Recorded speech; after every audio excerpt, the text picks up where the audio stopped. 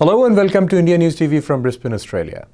Today, we are bringing to you a very fascinating and revealing interaction with Mr. John Mickel, one of Australia's leading political pundits, a former minister and speaker in the Queensland Parliament, and an academic, on the range of factors which might affect the outcome of the Queensland elections. Here's a look.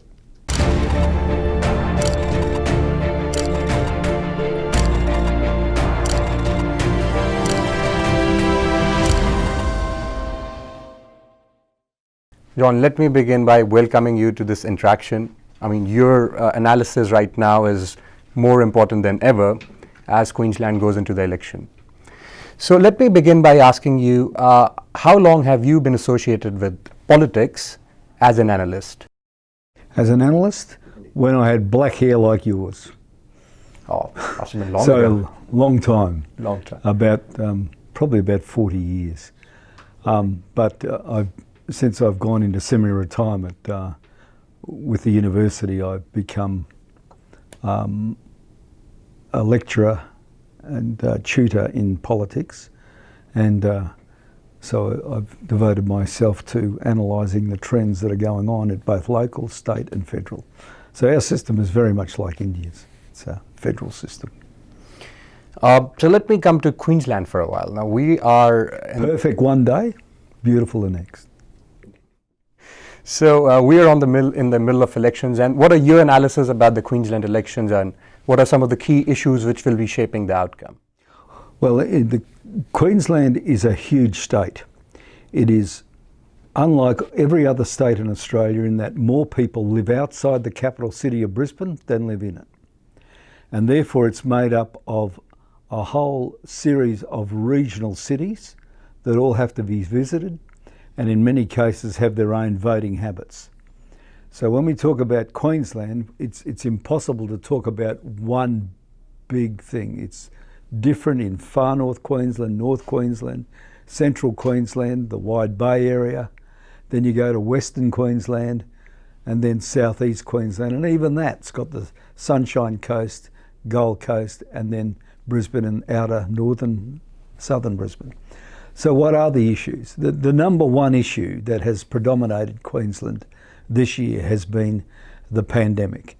Every nation is affected by it, and Queensland has been no different. We've gone through a shutdown to bring it under control, and then from there it has been making sure that we keep the quarantine manageable, to make sure we got perfect tracing. If somebody does have a case of it, that we're on top of it quickly. So that has predominated much of the year. In addition to that, what's the other issue for Queensland is that we have border closures in the states, but we have, as Indian people would know, international border closures. This is the advantage of Australia as an island, we're able to close it down. But I'm not going to try to pretend to you that that hasn't caused angst. If you're in the hospitality sector and you're in Cairns or Gold Coast, Sunshine Coast, the lack of international visitors as a direct result of those international borders being closed is a huge issue for your business. The second thing is that the Queensland universities rely on international students. The students from India have been a very important part of that process. And because they haven't been able to come, or do their studies online in some instances, that has hurt the universities here, and it has interrupted, we think, the studies undertaken by international students. The big message we have is that they are welcome, and once the quarantine issues in their own countries are sorted here, let's hope that we can get back to some normalcy in providing first-rate education for people, international students as well. I will say this, that the people who come here from India in the professions or whatever it is they undertake are a valuable part of the Queensland community. They're a vibrant part of it. They've made up a necessary part of professionalism in health, and particularly servicing parts of Queensland that have been difficult to get doctors to. The people born in India become Australian citizens who want to live there have made a valuable contribution. So what does that mean? It means that the pandemic has been part of an interruption for those people. The Australian government has said that it doesn't want to take any more migrants. What that means is it's going to be a slower pace of growth for Australia. Australian growth is underwritten by population growth. So if you come here, you want to get a house, a car, all the things that go in with a house, that drives economic growth. So for the next little while, that will be forestalled. Which brings me to the second issue in the campaign. Now that those issues, the health issues, are largely under control in Queensland, what people are now looking for and worried about are, will I have a job going forward, or how's my business going to survive? They're the two big issues.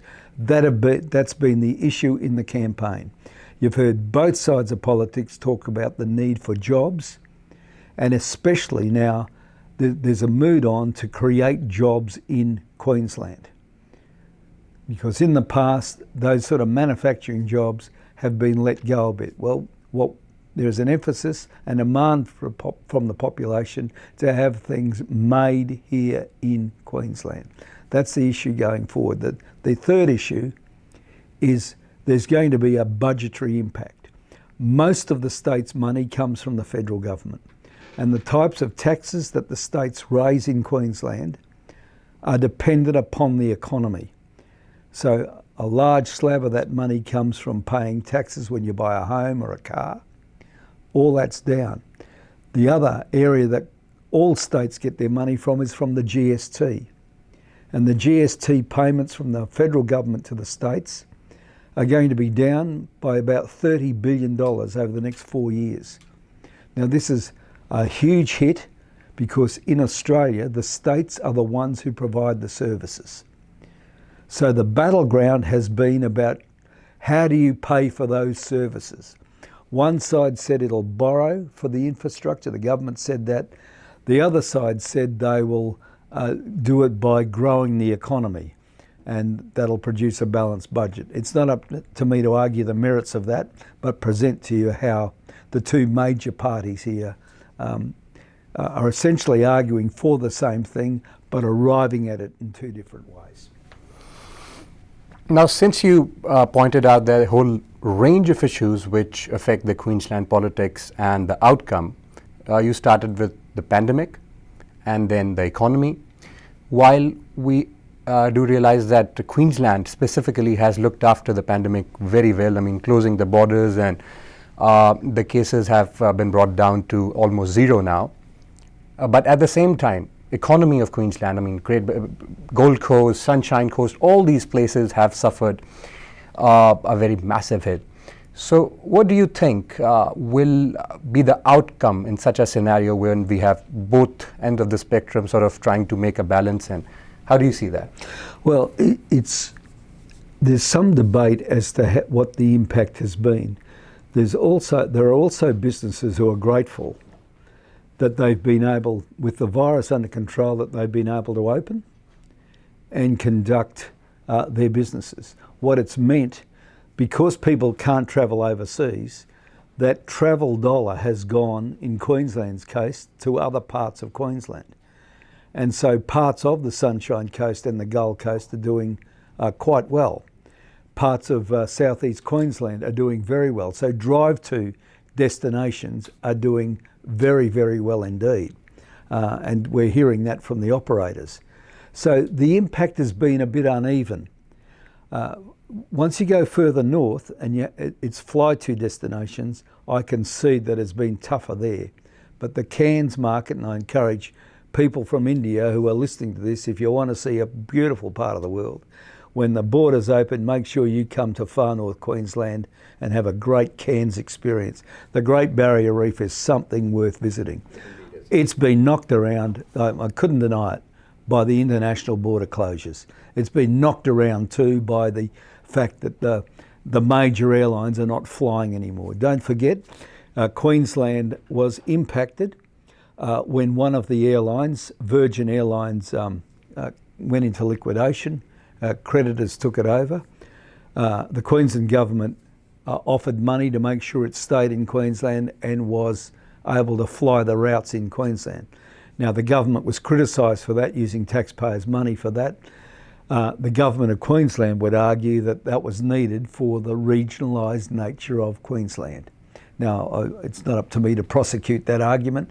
So one side said taxpayers' money shouldn't be involved. If you're on that side of the argument, that's where you'd line up. If you're on the side of the argument that said, no, we want the airline in Queensland, that's the other argument. So the impacts have been uneven. If you're an international trader, I think it's been tricky for you to bring in your imports and carry out your exports, even though the Australian dollar is at a fabulous price now to get into international markets. And that's just the result of the country going to a recession. And I might point out it's been the first recession in 28 years. So it's a long, long time. We've had sound economic management for many, many decades here in Australia, and Queensland has been a beneficiary of that as well. So tough times, yes, they have been. Both sides have got a plan to get out of it. They just differ in the way they'll fund it. So let me now ask you a bit more specific question. Do you see any political party getting 47 seats, which is the majority mark? Okay, that's a good question. We got 93 seats in the Queensland Parliament. So obviously you need 47 to govern. The current government has 48. So by the simple process of mathematics, if they lose 4 seats, they're out of business. 4 is not many to lose. They've got to lose those seats to the opposition, or the major opposition party in Queensland called the LNP. Now that's a tricky thing to just try to protect 4 seats. So that's why you've seen a huge emphasis by both sides in what we call regional Queensland. And for those of you who want to get out a map and study it, I'm talking about an area north of the Sunshine Coast called Noosa. So if you go Noosa right up to the top of Queensland and to the west of Queensland, both sides of politics are after those 4 seats in and around the many seats that there are in regional Queensland. So what the government has to do is keep the losses down, or if they can't keep those losses down, they have to try to win extra seats in southeast Queensland. And what I mean by southeast Queensland is the Sunshine Coast, out of northern Brisbane, Brisbane, south of Brisbane, and the Gold Coast. So the government's trying to win some seats there in case, as an insurance policy, in case they lose seats north of there. For the opposition, what the opposition want to do is safeguard the seats they have in southeast Queensland and try to beat the government in regional Queensland. Now the opposition needs to win 9 seats to govern in their own right. I think that's probably unlikely, but if they win 4 seats off the government, they might be able to form an arrangement with some minor parties. Mainly those minor parties are centred in and around north and far north Queensland, and may be able to form a government there if they won enough seats off the current government. So what's it saying to us? We don't have many published opinion polls in Queensland. That's just a factor of where the media are because of the revenues created by the recession. So we've had 3 published opinion polls. What they say is that the election is very, very close. And just, you can tell that by the number of seats that are in play.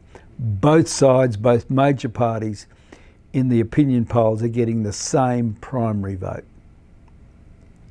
So it's going to be a squeaker, which means it's going to be very close. John, let me now come to for a moment the impacts of COVID-19. Every country across the world was trying to protect its citizens from the impacts which the pandemic brought with it, and so was Australia. Now, in a multicultural society like Australia, when there are hundreds of thousands of international students, temporary residents, it was a bit of a dilemmatic situation for Australia who to give attention to, who to look after.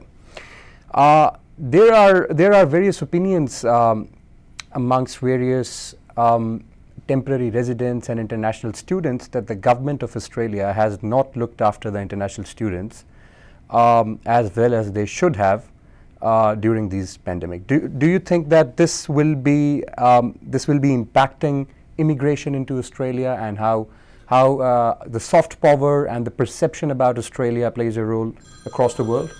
Right. There are a couple of things with that. The university sector is predominantly in the hands of the central government, the federal government. I think it is true to say that that sector would feel that the federal government abandoned them. It hasn't become an election issue because those people, one, don't get a vote and tend to be voiceless anyway.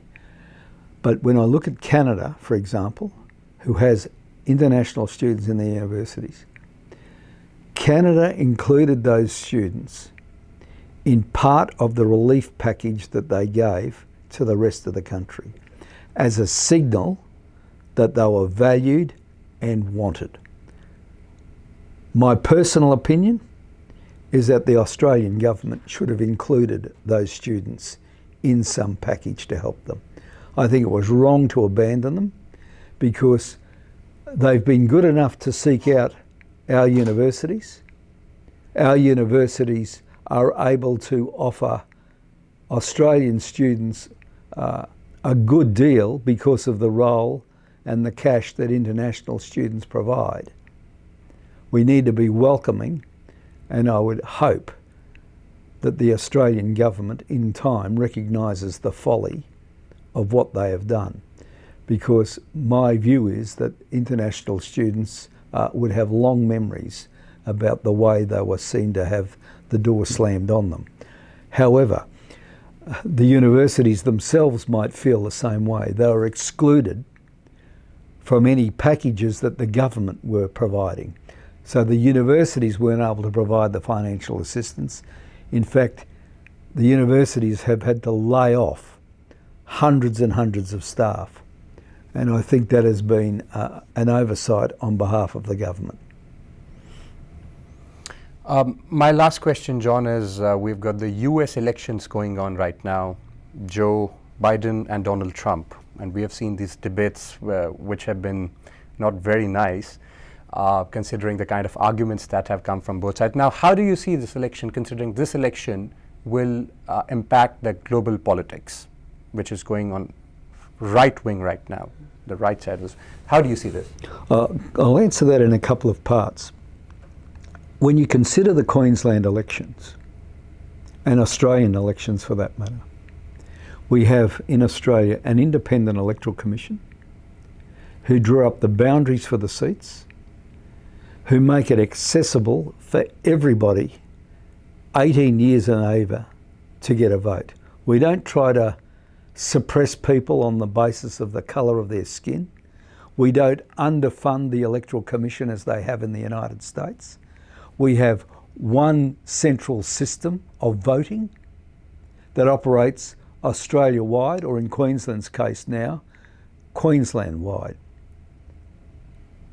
I think Queensland and Australia should be showing the United States how to run a proper election, because the process they have there is shambolic. When a leader of the free world says of his own country that the election process is going to be rigged, what he's essentially doing is dragging down the democratic institutions that have been set up to safeguard free and fair elections. It wasn't so long ago that the United States was saying that on the basis of their invasion of countries, that they wanted to show democracy to those places. Well, we don't want to invade the United States, but we'd be happy if the US congressman came over here to Queensland and we'll show them how to run an election. Because there aren't going to be any armed guards, armed militia standing outside polling booths in Queensland. We are going to have early voting. We have had it, uninterrupted. We have got mail-in voting. There's no suggestion of it being rigged. We don't worry about who's elected to the court system here because we know and we have absolute confidence that our electoral system is free and fair. That's my way of answering what's going on in the United States at the moment.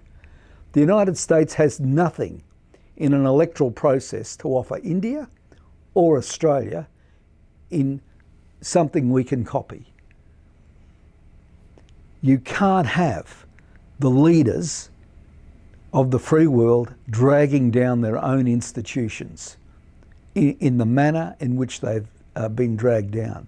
For India and Australia, the US elections are vital. We look to the United States for a partnership, always have. That's always been done in a professional, cordial and dignified way. It is not fair to say that the United States at its leadership level has conducted its discourse with other countries in a cordial and trustworthy way. The United States seems to be offside at the moment, at a leadership level anyway, with Europe. Its engagement with Southeast Asia has been haphazard and chaotic. Australia and India have been loyal allies. The only thing India hasn't got right, in my view, is its cricket. And Australia is going to teach India how to play cricket very shortly, starting off here in Queensland. But that's the only time India and Australia really disagree. Any time they come here, we do show India how to play cricket. And when I go to India and have gone to India, they ask me about Australian cricket. And it's the Australian cricketers who go to India who've taught the Indians how to play cricket. Now that'll get you controversy and somebody ringing up the television station after you've played. But I'll keep pursuing my last question again. Biden or Trump, who do you see winning? I think, for the sake of, I think there's an exhaustion in the United States with trying to keep up with a chaotic administration. I would hope, for the sake of cordial relations, of pushing back on authoritarian regimes like that in Russia and some of those in Eastern Europe, I would hope, for the sake of civility in public life, for discourse, I would hope that there is a change in the American administration. All right. On that note, John, it was a pleasure talking to you. It's been a pleasure to be here. Thank you very much for having me. Thank you very much for talking to India News. Thanks for watching the video.